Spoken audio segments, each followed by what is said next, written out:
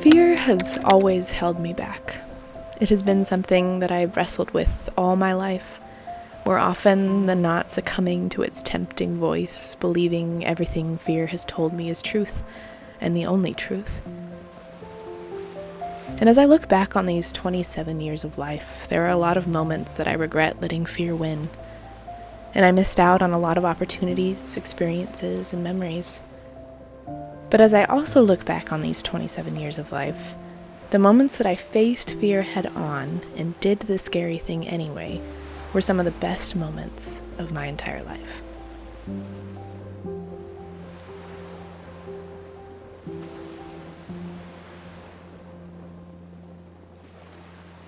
They were the major growth periods of my identity and were the moments where I truly felt like myself.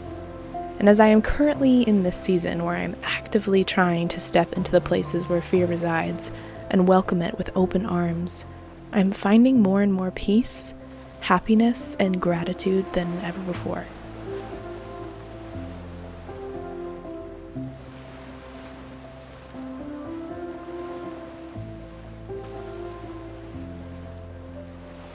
I've mentioned this book many times, but it is one that has truly changed my life, and one I reread over and over. It's called My Friend Fear by Mira Lee Patel.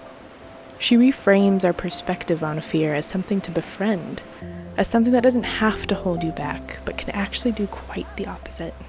She says, "Fear will still be here because fear is not a consequence. It's not a punishment we receive for doing something wrong or behaving badly. It is not something that we feel because we lack the strength to overcome it. In fact, fear isn't an obstacle to overcome at all. Fear is a light that's meant to guide us. It builds strength and provides sustenance. It has the ability to split us open like a knife does a pomegranate, spilling seeds of beauty and incredible possibility from the inside."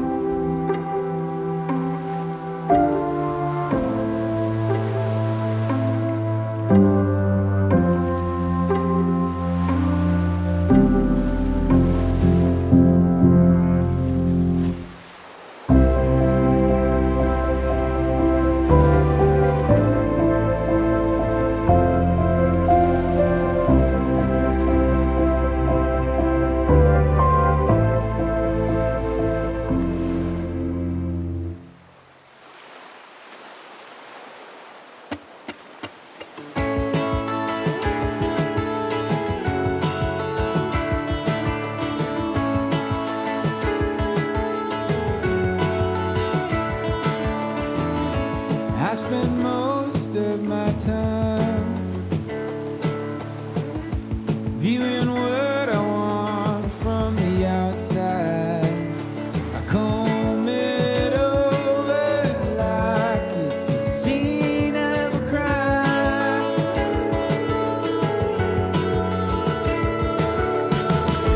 The only guilty I find staring back stuck in place just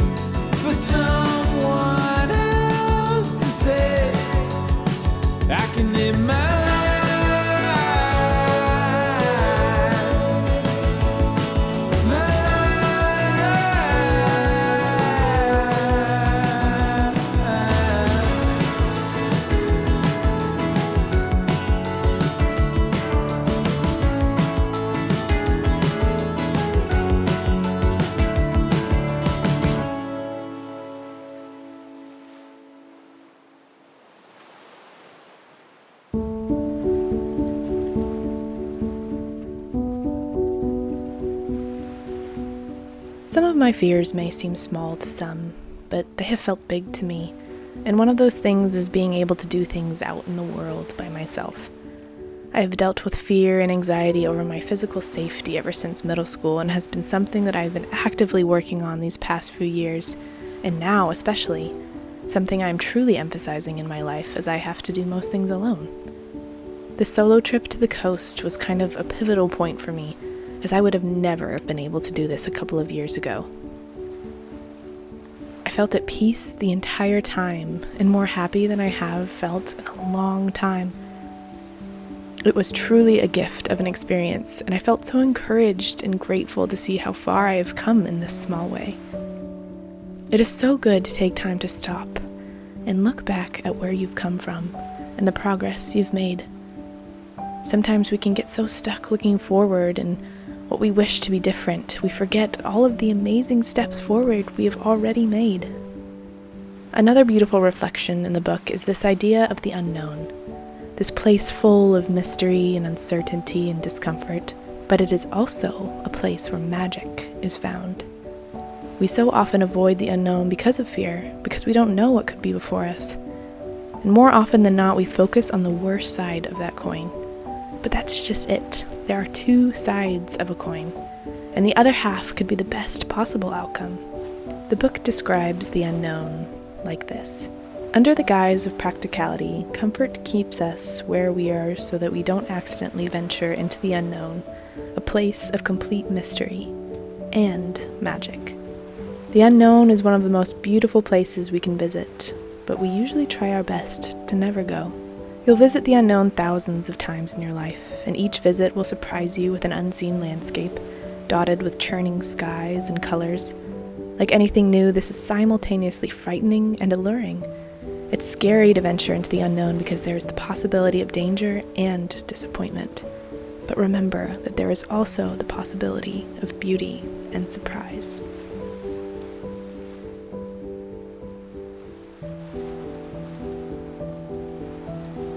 So as I continue this journey of holding fear's hand and walking into the unknowns of this life, I invite you to join me.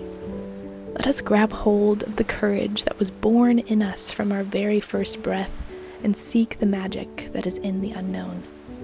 Both the joy and the pain, the love and the loss, the ordinary and the extraordinary, the magical and the mundane. All of these things are important and necessary because it's all a part of this thing called life and what we experience as humans. For how rare and beautiful it is to even exist.